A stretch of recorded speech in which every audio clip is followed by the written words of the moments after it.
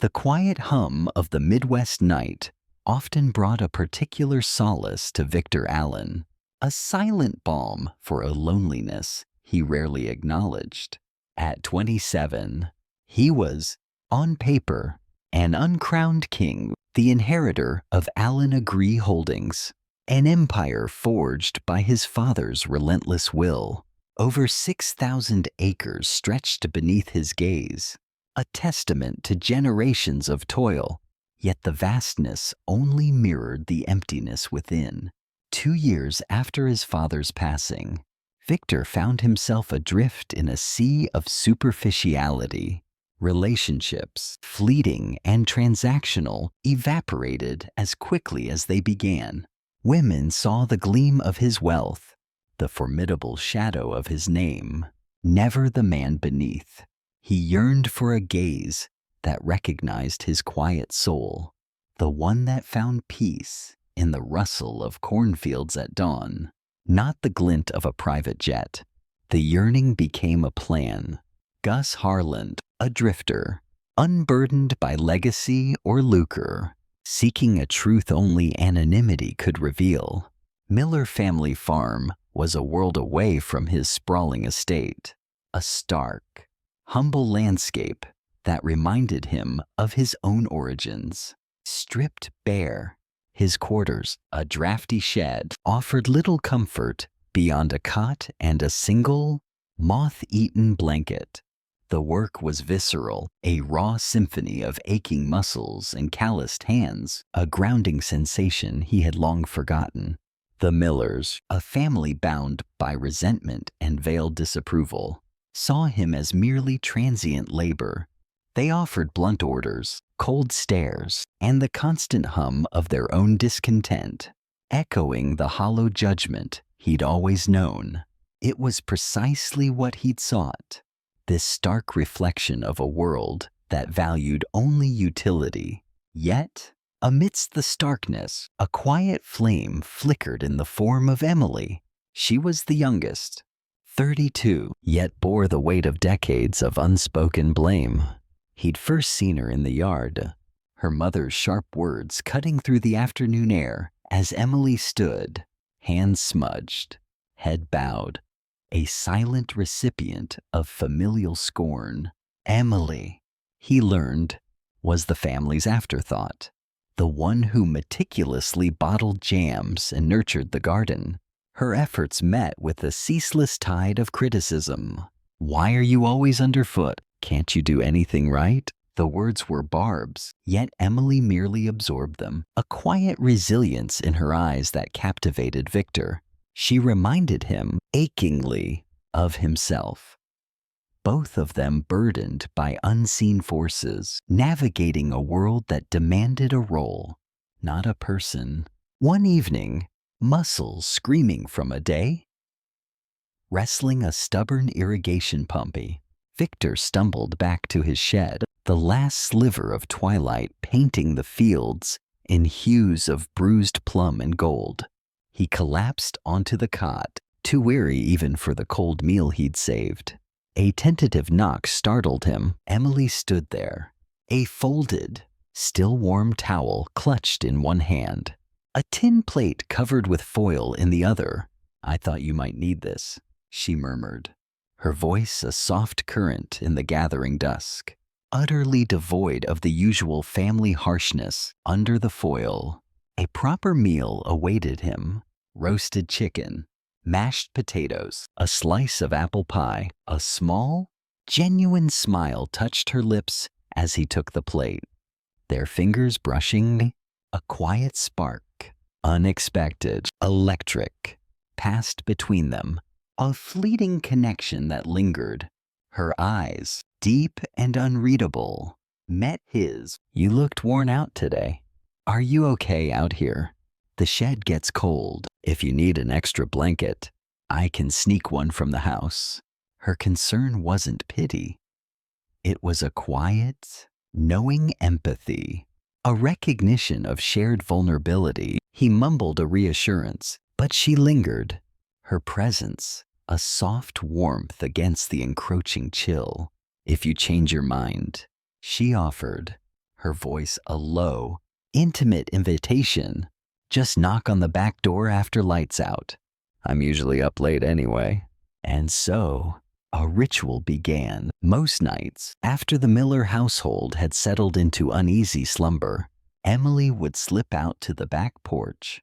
He'd join her, and together, they'd sit on the creaky steps, their shoulders almost touching, the vast, silent canvas of the star-dusted sky stretching above.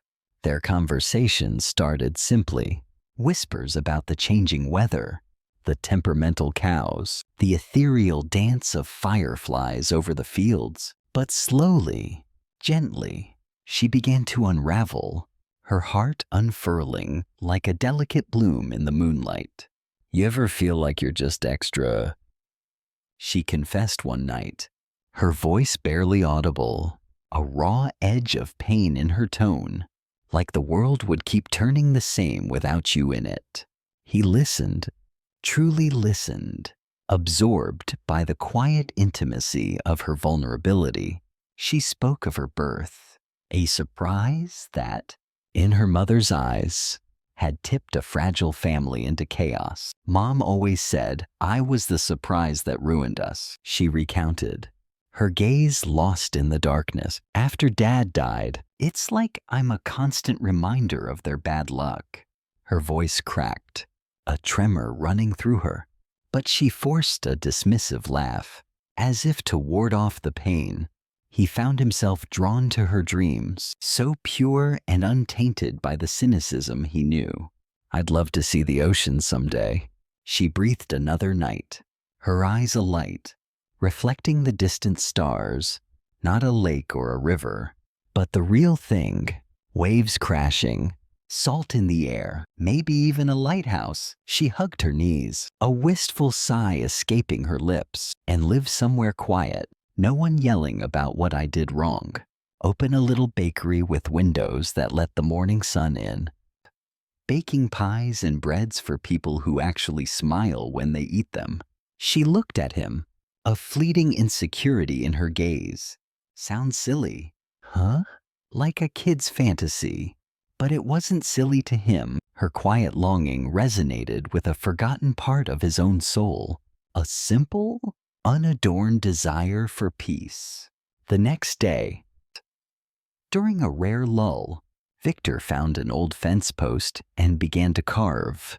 Nights were spent hunched in his shed, his pocket knife slowly coaxing a scene from the rough wood, crashing waves on a sandy shore, a distant lighthouse standing sentinel. When he presented it to her one night, wrapped in a scrap of newspaper, her hands trembled as she unwrapped it. Gus, how did you? Tears welled, spilling over as she traced the etched lines with a reverent finger. No one's ever, you remembered. She surged forward then, a brief but fierce embrace, her head resting against his shoulder. He felt the soft press of her body, the faint scent of earth, and something uniquely hers, the delicate shudder that ran through her. In that moment, holding her, feeling the fragile strength in her frame, the carefully constructed walls around his heart began to crack. This wasn't part of the plan. He had come to test others, not to fall. But Emily's unassuming kindness, her unwavering strength against constant dismissal, had pierced his facade. He was falling, utterly and irrevocably, for the woman who saw Gus, the nothing man, and treated him as if he mattered. As the weeks blurred into autumn, an unsettling undercurrent began to ripple through the farm. Whispers of mounting debts, hushed arguments between Mr. Miller and suppliers, Mrs. Miller's temper fraying further. One evening, heading back to his shed, Victor overheard a heated exchange from the main house, voices raised, raw with desperation. Speaking of Howard Blake, a debt of over $50,000, and then Emily's name, tangled in words like burden and solution. A cold knot tightened in Victor's gut. Something was terribly wrong. far deeper than the surface grime of daily life. He tried to push it down, to tell himself it wasn't his concern. Not yet. But the unease festered, a slow-burning dread that settled heavy in his chest. His late-night talks with Emily, once his anchor, grew scarce. She began vanishing earlier, her spot on the steps empty. The brothers offered dismissive shrugs when he inquired, their words further isolating her. Then came the night it all shattered. The air was thick with the scent of turned earth and distant rain. As he trudged back from mending fences, the main house blazed with unusual light, sharp voices spilling from an open window. He paused in the shadows, not meaning to eavesdrop, but the words hooked him, chilling him to the bone. Blake, over 50 grand, and he's not waiting anymore. Mr. Miller's voice, thick with desperation. We sell off the back 40s. That won't cover half D. Mrs. Miller's response was colder, calculated, a viper's hiss. We don't have to sell land. We use what we have. Emily's no use here anyway. She's a mouth to feed, always has been. Blake's been asking about her for months, says he'll clear the debt if we arrange it. Victor's blood ran cold. Arrange what? His mind raced, piecing together the grim puzzle. The older daughter's voice cut in, hesitant, resigned. Mom, you can't mean marriage. To that old buzzard, she's our sister. She's a burden. Mrs. Miller snapped, always screwing up, costing us more than she's worth. Blake's loaded, owns half the processing plants. From here to Des Moines, he'll take care of her. And we'll keep the farm. It's done. He's coming tonight. Victor froze, his heart pounding like a war drum in his chest. Emily, sold off like livestock. Howard Blake. The name alone was a curse, a grizzled tycoon. Rumors swirling around him like flies. Cutthroat deals, 3 wives, the second one disappearing under a shroud of suspicion. And now, the Millers were delivering Emily into his monstrous grasp. Rage, hot and unfamiliar, boiled within Victor. He sprinted toward the house, his boots kicking up dust. As he rounded the corner, the scene unfolded like a waking nightmare. A sleek black SUV idled in the driveway, its headlights cutting harsh swaths through the dusk. Howard Blake, a hulking figure in a straining suit, cigar clamped between his teeth, loomed by the vehicle. Mr. Miller gripped Emily's arm, dragging her, struggling, toward the open door. Her feet scraped on the gravel, tears streaming down her face. No, please. Dad? Don't do this. I won't go. Mrs. Miller hovered, arms crossed, her face a mask of chilling indifference. Stop whining. Emily, this is for the family. You'll be taken care of. Better than here. Emily twisted, her eyes wide, wild, searching the yard. They locked onto Victor, standing there in the shadows, and she screamed, a raw, desperate cry that pierced his very soul. Gus, Gus, help me. Time seemed to slow. Blake chuckled, a low, guttural sound. Who's this? Your farmhand boyfriend? Cute? Get her in the car. Miller, we've got a deal to seal. Victor didn't think. He charged, adrenaline surging. A burly hired hand stepped in his path, shoving him back. Stay out of it. Drifter, this ain't your business. But it was. Emily was. Victor swung, his fist connecting with the man's jaw in a crack that echoed across the yard. The man staggered, and Victor pushed past him, reaching Emily, just as her father yanked her toward the SUV. Let her go. He roared, grabbing Mr. Miller's wrist and twisting it hard. The man yelped, releasing her, and Emily collapsed against Victor, her body trembling violently. Blood trickled from a fresh scrape on her arm where someone's nails had dug in. Blake's face darkened, his cigar dropping to the ground. "You little punk! Who do you think you are?" Victor didn't answer. He scooped Emily up into his arms. She was lighter than he expected, her frame shaking like a leaf against his chest. He bolted for his old pickup truck, parked at the edge of the drive. "Gus, what are you?" she gasped. But he shushed her gently, his lips brushing her hair. "Trust me, we're getting out of here." Blake bellowed orders, and footsteps pounded behind them. But Victor was faster. He yanked open the truck door, settled Emily in the passenger seat, her body still trembling, and jumped behind the wheel. The engine roared to life, a blessed sound, and he floored it, gravel spraying as they peeled out. In the rear view, Blake stood gesturing wildly, the Millers frozen in shock. No one pursued. Perhaps they assumed a broke drifter couldn't go far. They drove in silence at first, the highway stretching dark and empty ahead. Emily clutched her arm, wincing, her breaths coming in short, ragged gasps. "Gus? Thank you," she whispered, her voice fragile. "But where are we going? They'll come after us. Blake owns half the county." Victor glanced at her, his grip tight on the wheel. "Somewhere safe. My place." The words felt heavy, laced with the truth he wasn't yet ready to spill. They crossed into Nebraska, the miles ticking by under the silent scrutiny of the stars. Emily dozed fitfully, exhaustion finally claiming her. While Victor's mind raced, this wasn't part of the plan. He'd come to test hearts, not to rescue one. But seeing her, vulnerable and betrayed by her own blood, had flipped a switch deep inside him. An hour later, they approached the outskirts of Lincoln. The landscape shifted from rural fields to discreet, gated estates, and Victor turned down a private road flanked by tall oaks.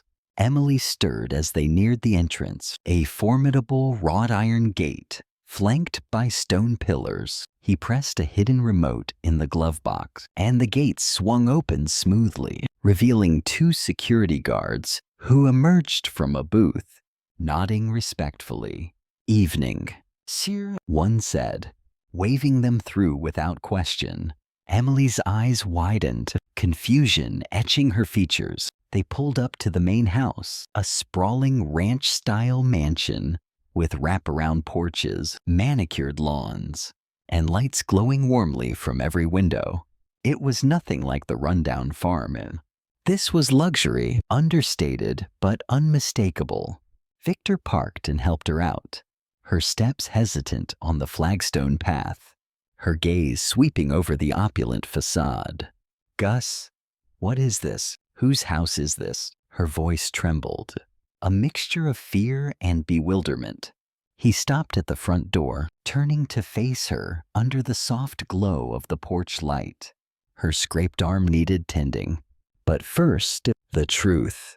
"Emily, I'm not who you think I am." The words hung between them, heavy with regret. He'd saved her from one betrayal, only to deliver another. Her eyes searched his, full of doubt and burgeoning hurt, and in that moment, the full weight of his deception crashed down upon him. How could he explain that everything between them had been real, except his name? Emily's question hung in the air like a storm cloud, her eyes wide with confusion and a flicker of betrayal. They stood on the porch of his real home, the one he'd hidden for months, and he could see the pieces clicking together in her mind. The gates, the guards, the sprawling estate that screamed wealth. Her scraped arm still bled a little, but she ignored it, crossing her arms as if to shield herself from whatever came next. "Gus, or whoever you are, tell me the truth now." He nodded, gesturing for her to follow him inside. The foyer was grand but understated. Polished hardwood floors, reflecting the soft light of a chandelier, family portraits from his parents' era gracing the walls. They moved to the kitchen, a warm, expansive space with granite counters and a large island where he'd spent many solitary nights. He pulled out a stool for her, then retrieved a first aid kit from a drawer. "Sit? Let me clean that up first." She hesitated, but then complied, wincing slightly as he gently dabbed antiseptic on the wound. Her silence was deafening, a quiet pressure urging him on. "My real name is Victor Allen," he began, his voice steady but laced with regret. "I'm 27, and I own Allen Agori Holdings, a farming empire my father built from scratch after the war. Over 6,000 acres across the Midwest, contracts with major suppliers, the works. When he died from pancreatic cancer 2 years ago, it all fell to me, but with it came isolations." He met her eyes, a raw honesty in his gaze. Women saw the fortune, not the man. They'd ask about assets, private jets, co-ownership, and deals. No one cared if I was happy or what kept me up at night. It felt like I was just a shell, a name on a check. He bandaged her arm carefully, his touch gentle, his eyes occasionally flickering to hers, seeking a sign of understanding. "So, I decided to test it," he continued, his voice low, "to disappear from that world and see if someone could care about me without the money. I created Gus Harland, a drifter with no ties, no wealth, thrift store clothes, cash only, manual jobs on small farms. I wasn't lying about my feelings. Emily, everything I said to you, every moment on that porch, that was real. The carving, the listening, the way you made me feel, that wasn't part of any game. I came to Miller Farm to find truth, and I found you." She didn't interrupt, just stared at the countertop, her fingers tracing invisible patterns. When he finished, the kitchen fell quiet, save for the soft tick of a wall clock. Finally, she spoke, her voice barely above a whisper. "Victor, Gus, I don't know what to call you." Tears welled in her eyes, but she blinked them back, a fierce defiance in the gesture. "Do you have any idea what it's like to be sold? Like a piece of property. My own family." He pulled up a stool beside her, close but not touching, giving her space, yet offering his presence. "Tell me, please." She took a shaky breath, her hands clenching into fists in her lap. "I've been hated since the day I was born. Mom was fighting with Dad when she went into labor. Some big argument about money. The farm failing that year, I came early. And she always blamed me for tipping everything into chaos. The surprise that ruined us," she'd say. Her voice cracked, revealing the raw wound beneath. "Dad tried to shield me, but after he died of a heart attack 5 years ago, it got worse. I'm the extra mouth, the one who messes up everything. The jams, the laundry, the little things that don't matter, but give her an excuse to lash out. My brothers ignore me. My sister eyes me from afar. And tonight, they decided I was the fix for their debts. Howard Blake. He's been leering at me at the market for years. Mom said it would settle things, like I was a bargaining chip. No one asked if I wanted it. No one ever asks what I want." The tears came then, silent at first, then in sobs that shook her shoulders, raw and unrestrained. Victor reached out tentatively, his hand hovering over her back.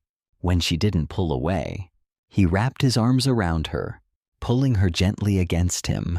She leaned into him, her face buried in his shirt, her trembling body finding a fragile anchor in his embrace. And for the first time in years, he let himself cry.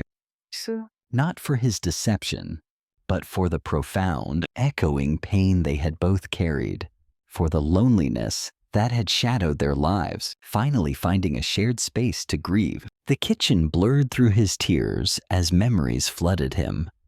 His father's lonely deathbed, his own hollow dates, and now this woman who had shown him genuine kindness when he was nothing. They sat like that for what felt like hours, two broken people in a silent house, finding solace in shared wounds, in the tender intimacy of mutual sorrow. When the sobs subsided, he pulled back gently, his thumbs tracing the tear tracks on her cheeks. Her eyes met his, raw and searching, full of a fragile hope that made his heart clench. "Emily," he whispered, sliding off the stool to kneel before her, his heart pounding a frantic rhythm. "I know I've hurt you with the lie, and I'll spend every day making it right. If you'll let me." He took her hands in his gaze unwavering. "But hear this, I don't need you for the farm, or the name, or any empire. I need you because you dreamed of the ocean when no one listened, because you asked if I was tired when everyone else saw me as invisible. Because with you, I feel real. Not Victor Allen, not Gus Harland, just me. Marry me, not for what I have, but for who we are together." She stared at him, her breath catching, her eyes wide with a mixture of disbelief and burgeoning joy. No ring, no grand setup, just the two of them in that quiet, sun-drenched kitchen, their raw hearts laid bare. For a moment, he feared rejection, the walls of trust too damaged to rebuild. But then she nodded, fresh tears spilling as she pulled him up and into her arms, pressing her face against his neck, a soft shudder running through her. "Yes," she murmured against his shoulder, her voice thick with emotion. "Yes, Victor, I'll stay." In the days that followed, they planned quietly, building their new life with a gentle deliberateness. Emily healed physically and emotionally, exploring the sprawling house, the quiet grounds, even helping in the kitchen as they cooked simple meals together, their hands brushing, their gazes lingering. Word of her escape had rippled through the small-town grapevine, twisted into rumors of abduction or elopement. The Millers called once, demanding her return, but Victor's lawyers handled it. Quiet settlements to cover their debts without Blake's involvement. On the condition they stayed away. Emily didn't want revenge. She just wanted peace. The wedding came together faster than Victor had expected, but Emily insisted on simplicity, a reflection of the authentic life they were forging. They chose an old stone church in downtown Lincoln, its steeple a landmark from pioneer days, stained glass windows casting rainbows across the pews. Invitations went to a small circle, his trusted executives, a few old friends, and even some farmhands who'd known him as Victor. The Millers were included, sent via certified mail, a courtesy that served more as closure than hope. No response came, but the whispers had already spread. The drifter who was a tycoon, the stolen, overlooked daughter. On the day, the church filled with the scent of lilies picked from his estate's gardens. Victor stood at the altar in a tailored navy suit, nerves twisting in his gut like never before, not from doubt, but from the profound weight of starting fresh. The organ hummed a soft melody, and then Emily appeared at the end of the aisle, walking alone, strong and serene. Her dress was white chiffon, simple and flowing, bought from a local boutique, not some designer label. She carried a bouquet of wild daisies, hand-picked that morning, their yellow centers bright against the fabric. No veil, just her hair loose in soft waves, framing a face that glowed with quiet joy. As she approached, the congregation rose, a murmuring of approvals rippling through the 50 or so guests. But in a back pew, Victor spotted them, The Millers huddled together like shadows. Mr. Miller's face stony. Mrs. Miller's lips pursed. The siblings shifting uncomfortably. They'd come unannounced, perhaps out of curiosity, or a lingering sense of claim. Emily's eyes flicked to them briefly, a fleeting shadow crossing her features. But she lifted her chin, her gaze locking with Victor's, and kept walking towards him. The ceremony was brief, heartfelt.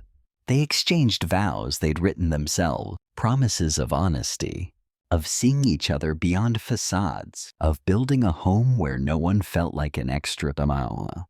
When the minister pronounced them husband and wife, Victor kissed her softly, a deep, tender sealing of their unspoken promises, and the church erupted in applause.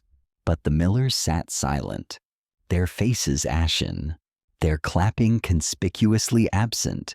As they turned to face the crowd, Victor caught Mrs. Miller's glare, equal parts shock and resentment, a dawning realization that the worthless drifter was Victor Allen, heir to an empire that dwarfed their crumbling farm.